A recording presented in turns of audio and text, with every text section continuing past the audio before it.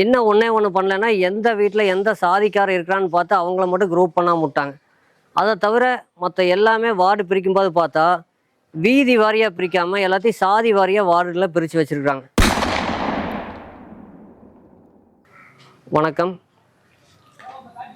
இப்போ நான் இருக்கிற இடம் கோவை மாவட்டம் மதுக்கரை வட்டம் திருமலையம்பாளையம் பேரூராட்சியினுடைய திருமலையம்பாளையம் கிராமம். இந்த திருமலையம்பாளையம் கிராமம் வார்டு எண் 2, 3, 4ன்னு பிரிச்சிருக்கிறாங்க.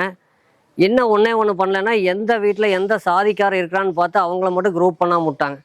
அதை தவிர மற்ற எல்லாமே வார்டு பிரிக்கும்போது பார்த்தா வீதி வாரியாக பிரிக்காமல் எல்லாத்தையும் சாதி வாரியாக வார்டில் பிரித்து வச்சுருக்காங்க. ஒரே ஊருக்குள்ளே இப்போ திருமலையம்பாளையம் கிராமத்தில் பார்த்தீங்கன்னா எல்லாமே வீதி வாரியாக எளிமையாக பிரிக்கிற மாதிரி இருக்குது. இந்த நம்ம கிராமத்தில் விநாயகர் கோயில் வீதி, அம்மன் கோயில் வீதி, ஊமைத்துறை வீதி, பாபிலோனா நகர், பகவதி நகர், எம்ஆர்சி காலனி, பாண்டியன் வீதி, ஜல்லிமேடு அப்படின்னு 8 முக்கிய வீதிகள் இருக்குது.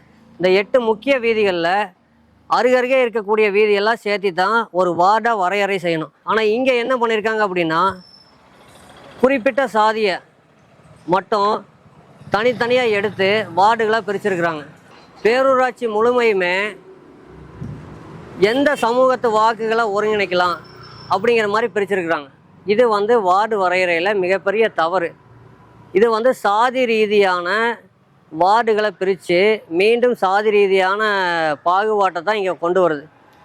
அருகருகே இருக்கக்கூடிய அனைத்து சமூக மக்களும் கலந்து வீதி வாரியாக பிரித்தா அதில் ஒருத்தர் மக்கள் பிரதிநிதியாக வந்தால் உண்மையிலேயே மக்கள் பணி செய்கிறதுக்கு எளிமையாக இருக்கும். சாதி ரீதியாக பிரித்து விட்டா இது என்ன சாதி தலைவர்களை இங்கே உருவாக்க போகிறோம். வார்டு கவுன்சிலரோ மெம்பரோ அந்த ஏரியாவுக்கு ஒரே பகுதியாக ஒரு பவுண்டரியாக இருந்தால் தான் அவங்களும் வேலை செய்கிறதுக்கு எளிமையாக இருக்கும். தெளிவாக இந்த மாதிரி பெரிய கிராமத்தில் வீதி வாரியாக பிரிக்கக்கூடிய சூழல் இருக்கக்கூடிய கிராமத்தில் கூட சாதிகள் அடிப்படையில் பிரித்து வச்சுருக்கிறது இன்னும் கேலிக்கூத்தாக இருக்குது. இப்போ நான் நிற்கிற இந்த இடத்து பேர் ஜல்லிமேடு. ஜல்லிமேடு பகுதி பார்த்திங்கன்னா அருந்ததிய சமூக மக்கள் இருக்கக்கூடிய பகுதி. இது வார்டு எண் 4. இதுக்கப்புறம் 2 வார்டுகள் தள்ளி அங்கே ஒரு பகுதி, அதுவும் வார்டு 4. எப்படி இந்த வார்டை பிரிச்சிருக்காங்க அப்படின்னா ஒரே சாதிய மக்களை 2 தனித்தனி தீவாக இருக்கக்கூடிய இடத்த சேர்த்து ஒரே வார்டாக வரையறை பண்ணியிருக்காங்க. இது எப்படி வார்டு வரையறை பண்ண முடியும்? இந்த மாதிரி ஒரு வார்டை பிரிக்கிறோம் அப்படின்னா ஒரு எல்லையில் தொடங்கி அதே எல்லையில் திரும்ப முடியணும். அருகருகே இருக்கக்கூடிய வீதிகளை சேர்த்து ஒரு வார்டு ஆக்கலாம். வார்டு வரையறை பண்ணும்போது இவங்க ஒரு வரைபடம் கொடுத்துருக்குறாங்க. அந்த வரைபடத்தில் பார்த்தா இது 2 பகுதி அருகருகே இருக்கிற மாதிரி காமிச்சிருக்கிறாங்க. திருமலையம்பாளையத்தில் இருக்கக்கூடிய மொத்தம் 3 வார்டுகள், வார்டு எண் 2, 3, 4. இதில் வார்டு 2 தவிர வார்டு 3, 4 இது 2மே எப்படி பிரிச்சிருக்காங்க அப்படின்னா தனித்தனியாக இருக்கக்கூடிய பகுதிகளில் ஒத்த சமூக மக்களை சேர்த்து ஒரு வார்டாக வரையறை பண்ணி அந்த ஓட்டுகளை சேர்த்து ஒரு வார்டு உருவாக்கிக்கிறாங்க. இப்போ இங்கே இருக்கக்கூடிய இந்த ஜல்லிமேடு, இங்கிருந்து 500 மீட்டர் தொலைவில் இருக்கக்கூடிய பாண்டியன் வீதி, இந்த 2 பகுதிகள் இருக்கக்கூடிய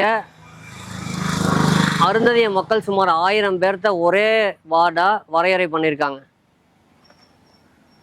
இது இல்லாமல் வார்டு 3 அப்படிங்கிறதுக்கு பார்த்தீங்கன்னா வெறும் 600 ஓட்டு, அதில் ஒரு குறிப்பிட்ட சமூக மக்கள் மட்டும் இருக்கிற மாதிரி அந்த வார்டை பிரிச்சிருக்கிறாங்க.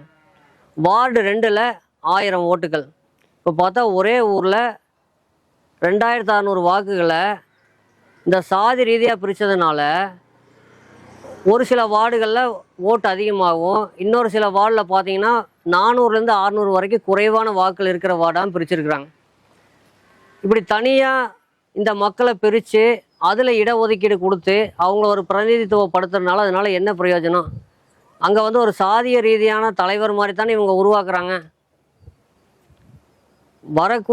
அடுத்து வரக்கூடிய உள்ளாட்சி எலெக்ஷனுக்கு முன்னாடி இந்த மாதிரி சாதி ரீதியாக பிரிச்சிருக்கிற வார்டுகள் எல்லாம் வீதி வாரியாக பிரிக்கணும். உங்கள் பகுதியில் எந்த மாதிரி வார்டு பிரிச்சிருக்காங்கன்னு பாருங்கள். நீங்கள் இருக்கக்கூடிய பகுதிகள்லையும் இதே மாதிரி சாதி வாரியாக பிரிச்சிருந்தாங்கன்னா உங்களுடைய தாலுக்கா அளவில் இருக்கக்கூடிய தேர்தல் அலுவலகத்துக்கு ஒரு மனு கொடுங்க. சாதி வாரியாக பிரிச்சிருக்கக்கூடிய இந்த வார்டுகளை வீதி வாரியாக பிரிக்கணுங்கிறத கோரிக்கையாக வைங்க. உங்களோட வார்டை பற்றி கமெண்டில் சொல்லுங்கள். மறுபடியும் அடுத்த வீடியோவில் சந்திக்கலாம். நன்றி.